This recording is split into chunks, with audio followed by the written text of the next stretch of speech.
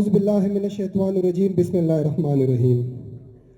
خپلواک پښتونستان غږ خو ناره د هر پښتون ده. خپلواک پښتونستان غږ خو ناره د هر پښتون ده.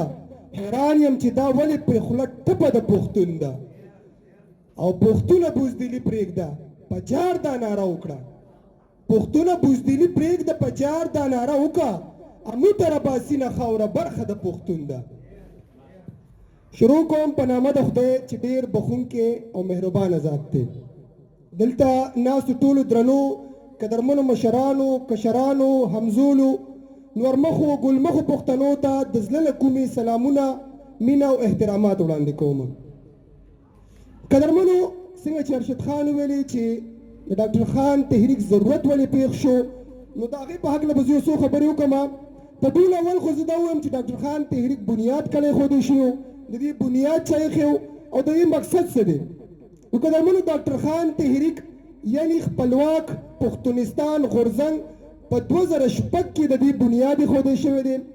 د دې بنیاد ډېر قدرمن زموږ مشر ډاکټر خان بابا ایښی دی چې ژوندی دی او اوس هم د ډاکټر خان تحریک د غړو روزنه کوي او دغه کار یې جاري ساتلی دی. ډاکټر خان تحریک یعنی خپلواک پښتونستان غورځنګ یو ووټ غوښتونکې سیاسي پارټي نه ده.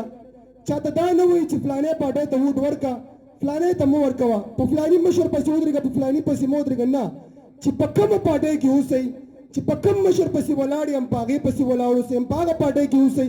خو هر کله چې په پښتنه خاوره د پښتون خلاف څه خبره کېږي، داسې څه قوانین راوړلی کېږي، نو هلته بیا غلي مه پاتې کېږئ.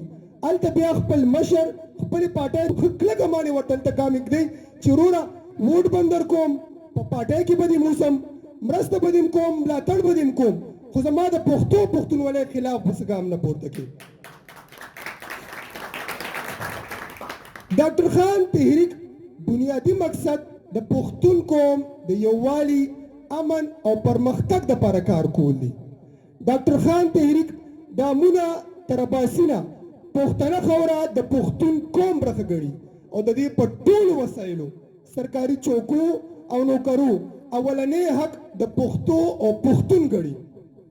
قدرمنو، خپلې خبرې به راغونډوم. زموږ د مشران دا نور عبید صاحب شو، معراج صاحب شو، دوی به هم په خپل وار سره خبرې کوي.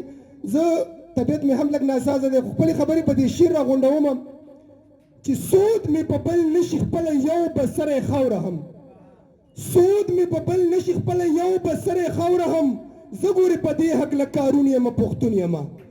او چاته دې څوک نه وایي ما ټوله دنیا پیژني، چاته دې څوک نه وایي ما ټوله دنیا پیژني. زه خپله عنوان، خپله مضمون یم پښتون یم. د توجه نه مو یوه نړۍ مننه. ژوندی دې وي پښتون قوم، ژوندی دې وي ډاکټر خان تحریک یعنی خپلواک پښتونستان غورځنګ.